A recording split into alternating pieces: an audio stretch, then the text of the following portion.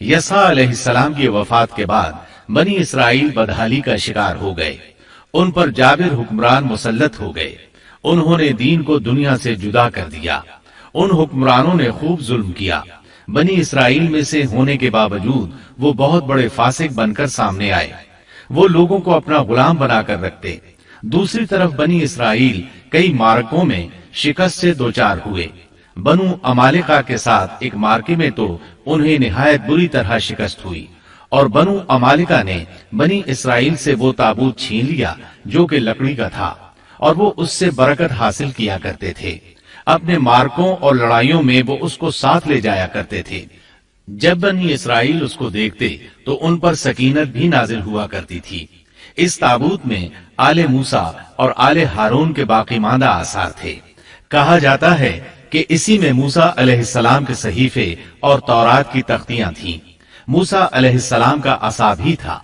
आपके कपड़े भी महफूज थे। इसी तरह हारून अलैहिस्सलाम की कुछ निशानियां भी थीं। बल्कि एक रिवायत में तो ये भी है कि इसमें आसमान से नाजिल होने वाला मन्नो सलवा का मर्तबान भी था जो वो वादी तीह में खाते रहे थे। बहरहाल ये संदूक इस मार्के में उनके हाथों से निकल गया। इस पर बनु अमालिका ने कब्जा कर लिया।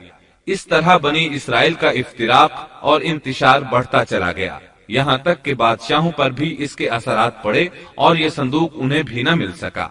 यहाँ तक कि अल्लाह के एक मुअज्जज पैगंबर शमवील अलैहिस्सलाम ज़हूर पजीर हुए। इन्हें शमून भी कहा जाता है। अरबी जुबान में इसके मुतरादिफ लफ्ज इस्माइल बनता है और उनका नाम शमवील इस वक्त अरबी जुबानों की किताबों में आम हो चुका है। शमवील अलैहिस्सलाम ने दावत तौहीद शुरू की। उन्हें हक की तरफ बुलाने लगे। चूंकि बनी इसराइल अपने इंतशार और तफरीके को एक अजीम मुसीबत समझ रहे थे, वो उनकी दावत को कबूल करने लगे। फिर उन्हें ये एहसास हुआ कि एक बादशाह का होना भी निहायत जरूरी है ताकि वो इनके दुनियावी मामलात और सियासी उमूर की बागडोर संभाले। चुनाचे इकट्ठे होकर शमवील अलैहिस्सलाम के पास आए। कहने लगे, हम में से एक शख्स को मुंतखब कर दीजिए जो हम पर हुकूमत करे और जालिमों से बदला लेने के लिए जब लड़ाई हो तो वो हमारी क़ियादत करे। कुरान करीम में इस किस्से को बहुत वजाहत से बयान किया गया है।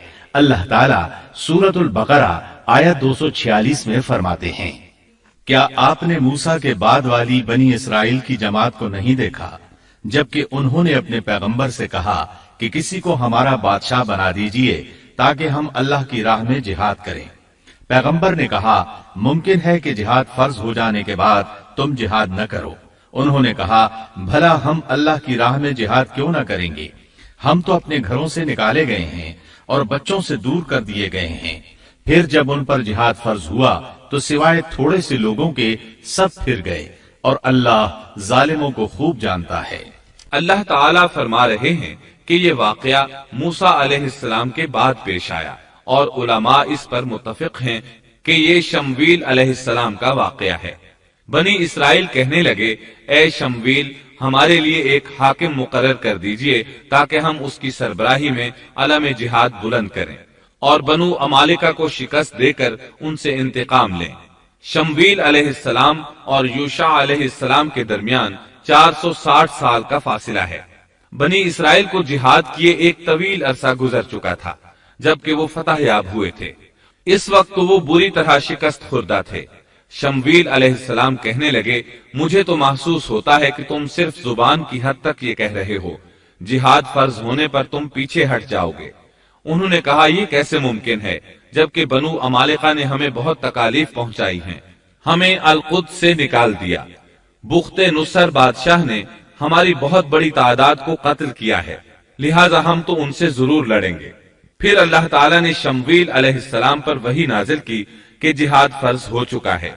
जब बनी इसराइल ने ये खबर सुनी तो सिवाय चंद एक के सब ने जिहाद से मुंह मोड़ लिया और ये वही लोग थे जो कुछ देर पहले पुख्ता अहदो पैमान कर रहे थे कि हम जिहाद करेंगे।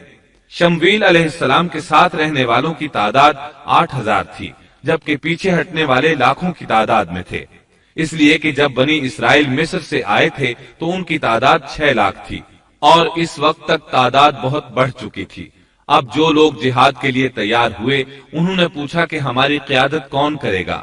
شمویل علیہ السلام نے انہی میں سے ایک شخص طالوت کو منتخب کیا۔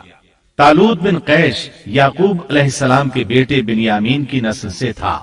طالوت سے پہلے بنی اسرائیل کے جتنے بادشاہ تھے تمام کے تمام یہودا بن یعقوب کی نسل سے تھے۔ بنی اسرائیل کو بہت تعجب ہوا، انہیں امید تھی کہ ان کا بادشاہ یہودا کی نسل سے ہوگا، لیکن ہو گیا بنیامین کی نسل سے۔ چنانچہ انہوں نے اسے تسلیم کرنے سے انکار کر دیا اور آگے سے باطل تعویلات کرنے لگے۔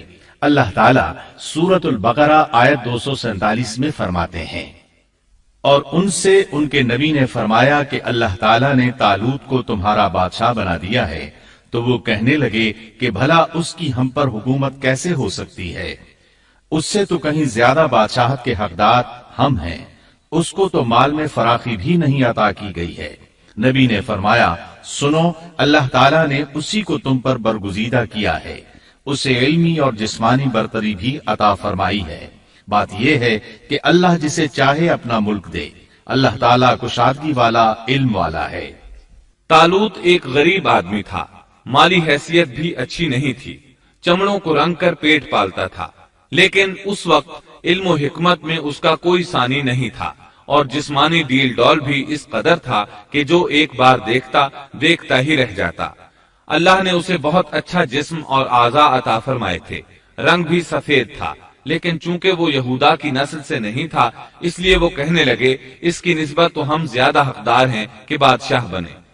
ان کی بات کا جواب شمویل علیہ السلام نے یہ دیا کہ یہ انتخاب میرا نہیں، اللہ تعالیٰ کا ہے، اور بادشاہت کے لیے عقل اور جسمانی طاقت کی ضرورت ہوتی ہے۔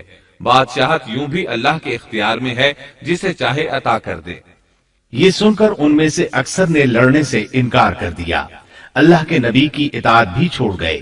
اس نازک موقع پر شمویل علیہ السلام نے ان سے کہا، اگر میں تمہارے پاس کوئی ایسا نشان اور معجزہ لے آؤں جو ثابت کر دے کہ یہ اللہ کا انتخاب ہے، تو کیا تم میری باتوں پر یقین کر لو گے؟ وہ کہنے لگے، جی ہاں۔ چنانچہ اللہ نے انہیں ایک معجزہ عطا فرمایا۔ اس کا ذکر سورۃ البقرہ آیت 248 میں آیا ہے۔ ان کے نبی نے ان سے پھر کہا کہ اس کی بادشاہت کی ظاہری نشانی یہ ہے کہ تمہارے پاس وہ صندوق آ جائے گا جس میں تمہارے رب کی طرف سے دل جمعی ہے، اور آل موسیٰ اور آل ہارون کا بقیہ ترکہ ہے، فرشتے اسے اٹھا کر لائیں گے۔ یقیناً یہ تو تمہارے لیے کھلی دلیل ہے اگر تم ایماندار ہو۔ اس آیت میں اللہ تعالیٰ نے شمویل علیہ السلام کی نبوت اور طالوت کی بادشاہی ثابت کرنے کے لیے نازل ہونے والے معجزے اور علامات کا ذکر کیا ہے، یعنی وہ تابوت جسے بنو عمالقہ نے چھین لیا تھا وہ واپس آ جائے گا اور فرشتے اسے اٹھا کر لائیں گے۔ چنانچہ لوگوں کے دیکھتے ہی دیکھتے اللہ کے فرشتوں نے اس تابوت کو لا کر طالوت کے سامنے پیش کر دیا۔ یہ معجزہ دیکھ کر وہ مطیع ہو گئے۔ اب طالوت ان لشکروں کو لے کر دشمن کی طرف بڑھے۔ اللہ تعالیٰ سورۃ البقرہ آیت 249 میں فرماتے ہیں، جب طالوت لشکروں کو لے کر نکلے تو کہا، سنو، اللہ تمہیں ایک نہر سے آزمانے والا ہے، جس نے اس میں سے پانی پی لیا وہ میرا نہیں، اور جو اسے نہ چکھے گا وہ میرا ہے۔ ہاں، یہ اور بات ہے کہ اپنے ہاتھ سے ایک چلو بھر لے، لیکن سوائے چند کے باقی سب نے پانی پی لیا۔ جب طالوت نے سفر شروع کیا تو راستے میں ایک نہر آ گئی، ادھر لشکر پیاسا تھا۔ اللہ تعالیٰ نے اس کے ذریعے مخلص لوگوں کو الگ کرنے کے لیے ایک امتحان لیا۔ یہ نہر اردن تھی، فلسطین اور اردن کے درمیان رواں دواں تھی بھی وہ دونوں کے قبضے میں۔ آزمائش اور امتحان کے لیے حکم یہ ہوا کہ باوجود سخت پیاس کے پانی کو استعمال نہ کرنا، صرف ایک چلو بھر کر پینے کی اجازت تھی، اور جو شخص سیر ہو کر پیے گا وہ آپ کے ساتھ نہیں جا سکے گا۔ جب وہ گزرنے لگے تو چند ایک نے ایک چلو پانی لیا، باقی سب نے زیادہ پانی پی لیا اور اس آزمائش میں ناکام ہو گئے۔ کامیاب ہونے والوں کی تعداد صرف اور صرف 313 تھی۔ صحیح بخاری میں سیدنا برا بن عازب رضی اللہ عنہ سے روایت ہے کہ ہم اصحاب محمد صلی اللہ علیہ وسلم آپس میں یہ باتیں کیا کرتے تھے کہ غزوہ بدر میں شریک ہونے والوں کی تعداد طالوت کے ساتھیوں کے برابر تھی۔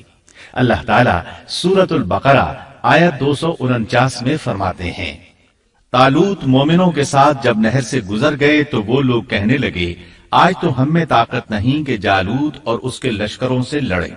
लेकिन अल्लाह से मुलाकात पर यकीन रखने वालों ने कहा, बसा औकात थोड़ी सी जमातें बड़ी और बहुत सी जमातों पर अल्लाह के हुक्म से गलबा पा लेती हैं, और अल्लाह ताला सब्र करने वालों के साथ है। जालूत का लश्कर बहुत बड़ा था, जबकि तालूत के साथ सिर्फ 313 आदमी थे। ये सूरत हाल देखकर बनी इसराइल घबरा गए, बोले हम तो तादाद में बहुत थोड़े और निहायत कमजोर हैं, किस तरह इनसे जिहाद कर सकते हैं। लेकिन उनमें से कुछ लोग निहायत पारसा और अल्लाह पर यकीन रखने वाले थे। ये और शमवील अलैहिस्सलाम दूसरों का हौसला बढ़ाने लगे। आखिर वो लड़ाई पर तैयार हो गए, मुकाबला हुआ। और जब उनका जालूत से और उसके लश्कर से मुकाबला हुआ तो उन्होंने दुआ मांगी कि ऐ परवरदिगार, हमें सब्र दे, साबित कदमी दे और कुफ्फार के मुकाबले में हमारी मदद फरमा। मुकाबला शुरू हुआ। जालूत अपने लश्कर से निकला और मुकाबले के लिए ललकारा। ये बहुत ताकतवर था, उसका पूरा बदन असलहे से लैस था। मुसलमान उसे देखकर डर गए। तालूत ने अपने साथियों से कहा, कौन इसके मुकाबले में निकलेगा? सब खामोश रहे। उसके लश्कर से एक नौजवान निकला।